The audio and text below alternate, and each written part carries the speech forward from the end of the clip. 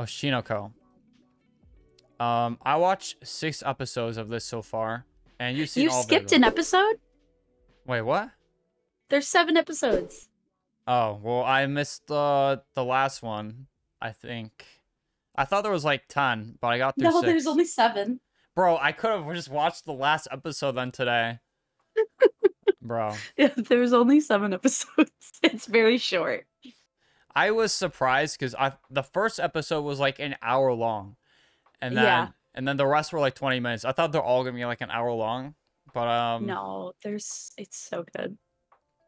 yeah, I was confused on what it was at first because it starts off with like this doctor guy, and then he gets turned into a baby, and then he's talking as a baby. Oh. He's renamed as Aqua, and that just takes this whole turn in the story where now they're living the life as his reincarnated self as this guy. But yeah. So for a better explanation, Oshinoko is the story of these 2 twins who are reincarnated into, or these 2 people, 2 separate people, a doctor and a cancer patient, who are reincarnated as their favorite idol's twins. The idol was not meant to let anyone know about the pregnancy. Nobody can know. She went to this backwood town with this doctor to have the babies. And, you know, I feel like I can mention it just because it's the first episode. Yeah. But the doctor discovers that she is being stalked by a super fan who is very upset that she's pregnant, and he murders the doctor to get closer to her.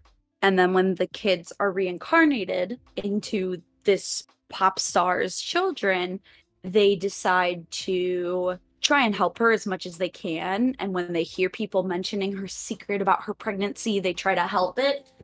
And it kind of turns into a bit of like an idol anime, but also with a revenge arc in there. There's so much going on. It's like if you mix the Doctor from Monster, you mix in the revenge story from Vinland Saga, and then you added some other stuff in there. This is basically Some what it Love is. Live School Idol Festival in there, yeah. Yeah. This is like way farther in the show, but I have been obsessed with Payon and the dance he does. You know that part from Oh, Oshinoko? I cannot get this The song muscle out of my chicken head. guy? I cannot get this song out of my head, bro. It's been stuck in my head for like 3 days now, and I cannot. Bro, okay, but just Some people remaking that scene. oh yeah, Yes, I saw those. I saw those people. I'm gonna on play my this TikTok. just so people know what we're talking about. I would subscribe to this dude. Actually, I'm going to.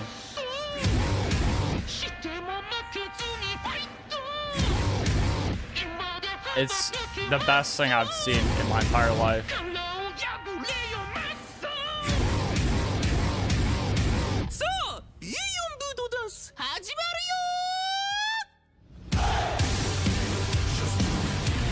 It's the best thing I've seen in my entire life. I'm not even joking. For context, the 2 idols, which is Ruby and oh god, Aquamarine. Akane. It's actually it's Akane. not Akane, it's Kana. Sorry, Ruby and Kana, when they're starting up be Komachi for the second time, they meet up with Pion, which is their Pion, something like that.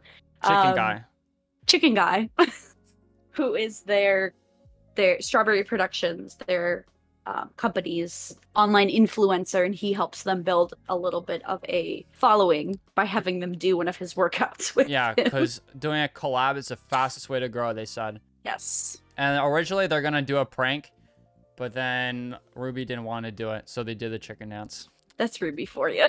Yeah, here's the anime version.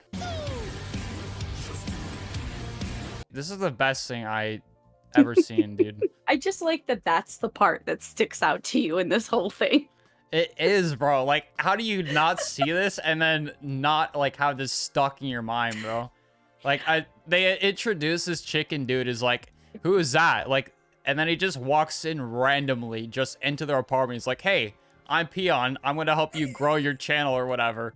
It's just like bodybuilder with a chicken mask. You never see his face. And then this happens like 5 seconds later. Like, how is this not stick in your head, dude? He does come back. I don't know if you're there yet, but he does come back. I need to watch more of that because this...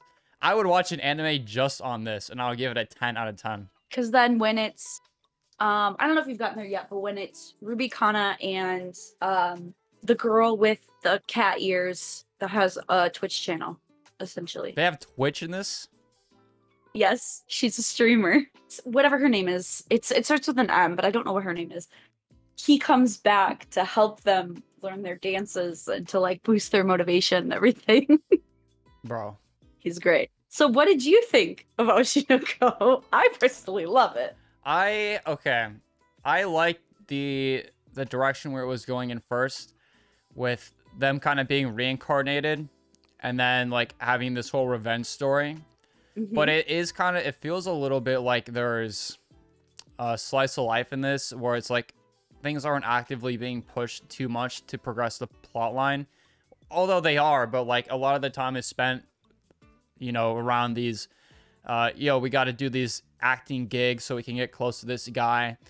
And then there's like a whole episode revolving around, okay, acting. Okay, wow, you're actually an amazing actor. Yo, I'll tell you about this dude.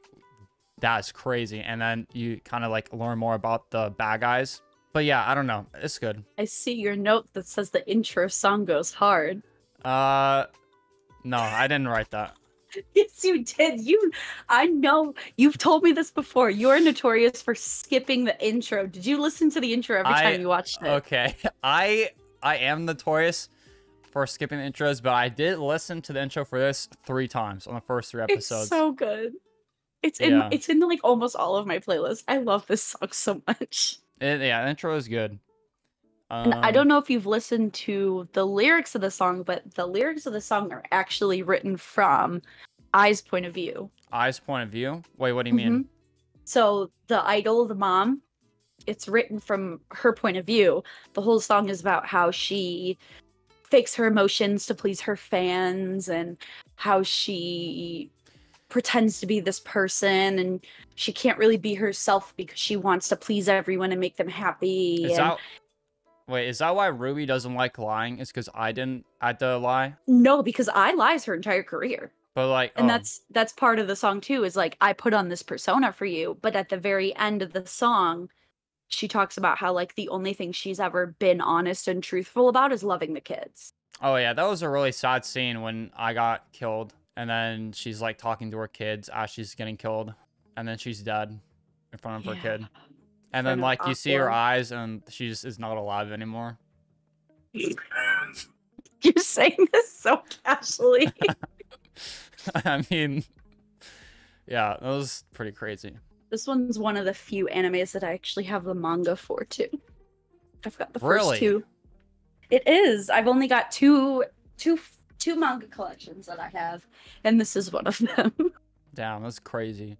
I also see you got the video of the babies dancing. That's a good one too. Oh yeah, this one. When they're like trying to hide their identities. But they can't help but do the fan chant.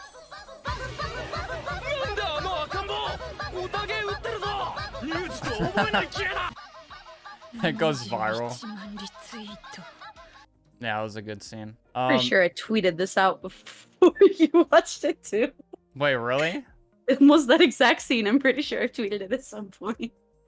Dude, they got some good dances in this anime. They do. Do we ever find out who the dad was? Not yet, no.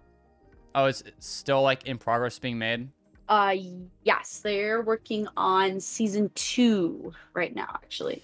I have a question. Does Aqua remember his past life being a doctor or not? Yes. He still does, even like as a teenager?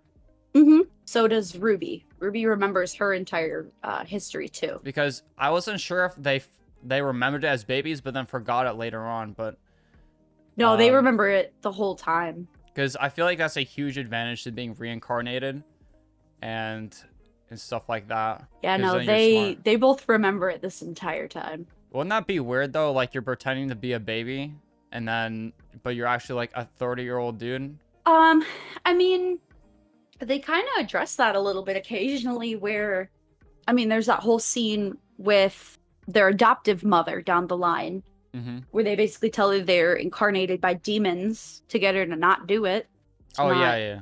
expose her secrets. Yeah, they pretend to be demons and stuff. But that they just forget that over time though, like as babies they threaten their adoptive mom. Like how did they just move past that? I don't think they ever forget it. I think they choose to ignore it because I know Ruby calls her mom. Well, no, Ruby doesn't call her mom. She talks about somebody else. But I think they also do refer to her as like a motherly figure at some point too. Damn, I wonder if the adoptive mom feels threatened still because of that moment. I wouldn't be surprised because I know she kind of takes them in because of that, but she also does a lot for them. I mean, they always said as a production company that Strawberry Productions would never produce another idol group after what happened to I. And then, Ruby says, "All right, it's my turn to be an idol." And they're like, "Okay, like if this is what you want, then sure, we'll do it." That's crazy. That's a good mom. Yeah, I feel like that's all we got for this episode. What do you think? Well, you didn't give me your score of Oshi no Ko so far. Oh, the score. Oh, you want a numbered score? I do want a numbered score. I would say probably like, what'd you give it? I gave it a 10. I give it a 10.1. I shouldn't have been surprised. I shouldn't be surprised at this point. Yeah, okay, my actual rating, I'll give it like, a 6. Because I am like... Why? I'm still waiting to get like invested in the story. I don't know. There's just not enough fighting or killing in it. How are you not invested in this story when you're almost 6 episodes in?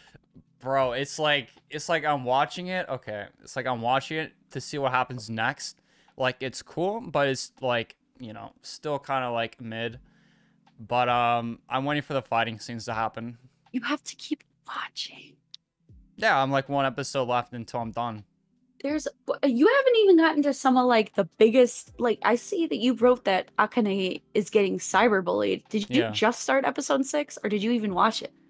I watched it last night, but I didn't take notes as I was watching. So you saw the ending of episode 6? Yeah, she tries to jump off the bridge and then Aqua saves her. Oh, so maybe there's not 7 episodes. How many episodes are there? Like 9? I'm pretty sure it was like 10 because I was watching it in High Dive. Well, yeah, but then there's also that weird episode where it's like episode like 6.5 or something like that. 6.5, 9, 10, 4, yeah. Because 6.5 is just like a deep dive into like the behind the scenes. Behind the scenes? Mm-hmm. Wait, so did you read this? Did you read the manga for this? Did they...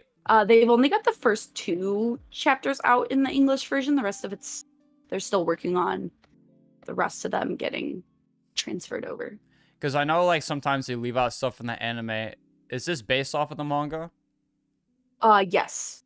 So, okay, you've read it, right? No. Oh. Well, not yet. I was gonna ask like if they add more stuff in there that they left out. I mean, so far that I can tell, it's actually pretty even. From what I can see so far, it's pretty much the same. I mean, there's a little bit of like a sneak peek of what's to come at the beginning of the first one, but otherwise, I mean, it's pretty accurate. Does okay, why is he joining the dating show again? I forgot. It's to get the information, right? Yeah, if he joins the dating show, then it gets him closer to somebody that knows more information about his dad. That's like his target. It's the director that he's friends with. He like works with him. He gets invited onto another show to also get more information about his dad too later down the line. And slight spoiler, but the character he plays is actually very similar to the person that murdered his mom. Wait, the person that he's a similar character. So he's a murderer? Oh wait, that makes sense because he's trying to murder his dad, which is the one who tipped off the murderer and gave away his mom's location. Oh, that makes sense. So it's like a revenge story. Kind of like Vinland Saga. It's like God. Thorfinn if he was reincarnated.